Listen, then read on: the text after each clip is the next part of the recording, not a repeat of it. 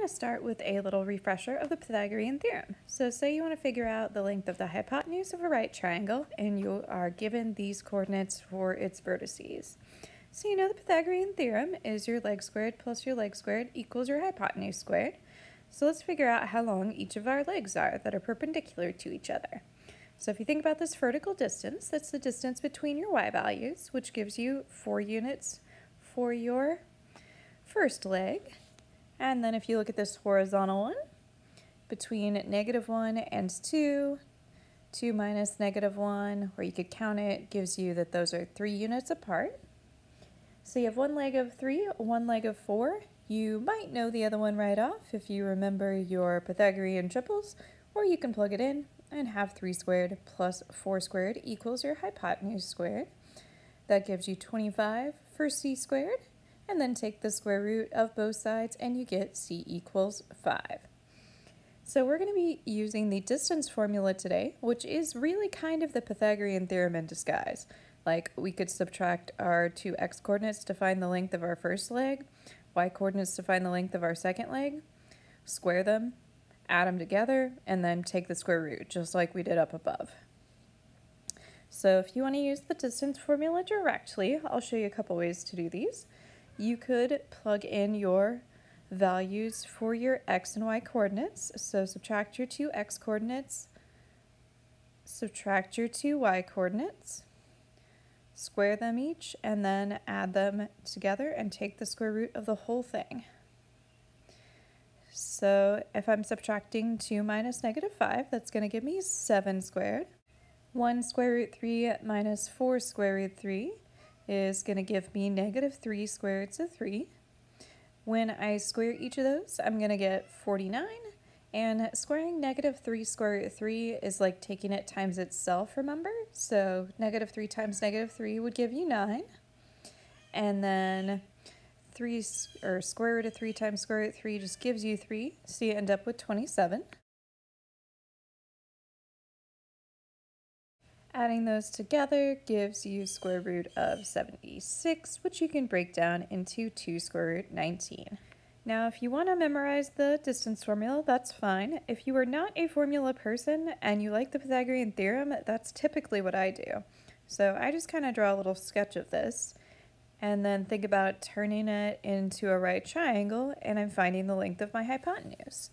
So if you think about the coordinates of that point, they're at -5 square root 3, since they're the same distance to the left as that point, -5 4 square root 3, and the same distance vertically as 2 square root 3. And then you're finding your side lengths. So your horizontal side is how far it is between 2 and -5, which is 7 units, and your vertical side length is how far it is between 4 square root 3 and square root 3, your y coordinates. So that's 3 square root 3. This probably reminds you a lot of what we did a second ago because it is really the same process. So now you have your 2 side lengths, and you do leg squared plus leg squared equals your hypotenuse squared, which is what we're trying to find. So you'd end up with square root of 76 again, which is 2 square root 19. You could draw your triangle going the other direction, like to the right and above the line as well, and get the same thing. Say that you have these 3 points and you want to decide if the triangle that they form is a right triangle or not. Well, you're going to want to see if your side lengths satisfy the Pythagorean theorem, because if they do, then you'll know it's a right triangle. So you need the lengths of all 3 of your sides. I went ahead and already found 2 of them just by using the distance formula. So if I find my last one, AB, I'm just taking my x coordinates and subtracting them, and taking my y coordinates and subtracting them, which is going to give me 14 squared plus -2 squared, which is going to end up being 200 inside of my radical. Now you're going to look and go, okay, well, if this really is a right triangle, then square root of 400, my longest one, has to be my hypotenuse. And then if I have my other 2 legs squared and added together, they need to equal that longest side squared. So let's plug those in and see if it makes the Pythagorean theorem true. So if we have square root of 200 squared plus square root of 200 squared, we want to know, does that equal the square root of 400 squared? And if you square a square root, you'll notice I did not break those square roots down because it's easier to compare if you don't. You just have 200 plus 200, and yeah, that equals 400. So this is a right triangle. If you got a statement that was not true, then that means it is not a right triangle. We're going to find the midpoint of this line segment. So if I was to split it in half, what's the coordinates, the point in the middle? Well, you can use the midpoint formula, which is just add up your two x coordinates, divide by 2, which in this case would give you 10 square root 3 over 2, which is just 5 square root 3 when you divide by 2.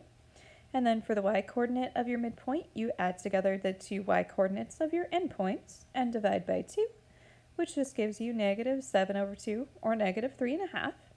So the coordinates of your midpoint would be 5 square root 3, negative 7/2. Again, if you're not a formula person, you can also kind of sketch a picture and think about it. I'm actually going to start with where the y coordinate of this midpoint would be. So if you think like vertical distance between negative 3 and negative 4, you could subtract the two to see how far apart they are. They're 1 unit apart. So my midpoint is halfway between those. So if you start at negative 3 and then go down by half of a unit, you'll be at negative 3.5 for your middle, which is the same thing as negative 7 over 2 that we got with the formula. You could also take your y coordinate negative 4 and add 1/2 to it to go up by 1/2 unit and end up at negative 3.5. If you look at your x's, so horizontally, 2 square root 3 and 8 square root 3. If you think about how far apart those are 6 square roots of 3 apart if you subtract them. And we know our midpoint is going to be half that distance.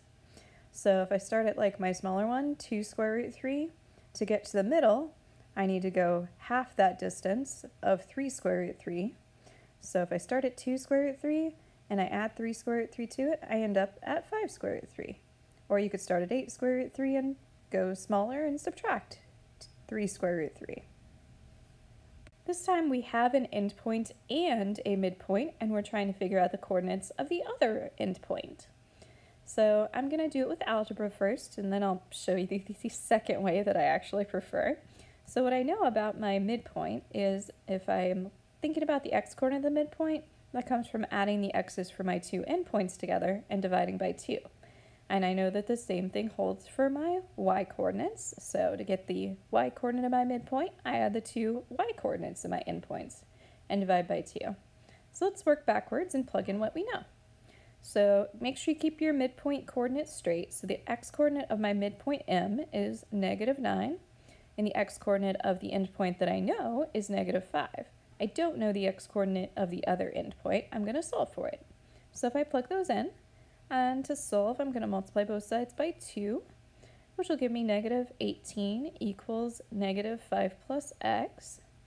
And then if I add 5 to both sides, I'll end up with negative 13 for the x-coordinate of my other endpoint.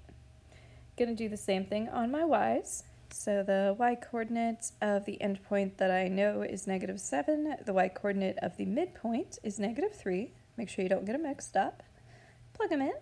You'll have negative 3 equals negative 7 plus y over 2. Multiply both sides by 2 gives you negative 6.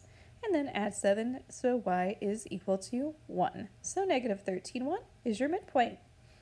All right, you non-formula people like me, you could always sketch yourself a picture and go, okay, well, here's my one endpoint that I know. And then my midpoint's at negative 9, negative 3 backwards a little ways and up a little ways.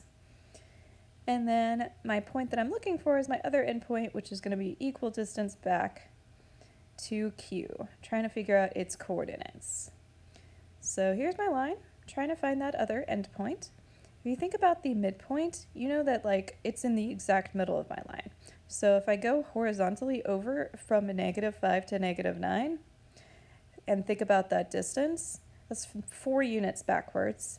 If I go 4 more units backwards, that should put me at the other end of my line because I'm going the same distance out from the middle. So if I'm at negative 9 and I subtract 4 from it, that's going to put me at negative 13 for my x-coordinate. if you think about your y-coordinate similarly. So to get from P to M, I'm going up 4 units to go from -7 to -3. And then that's halfway to the end, so I need to go up 4 more units from my -3 in the middle, which will put me at +1. So -13, 1.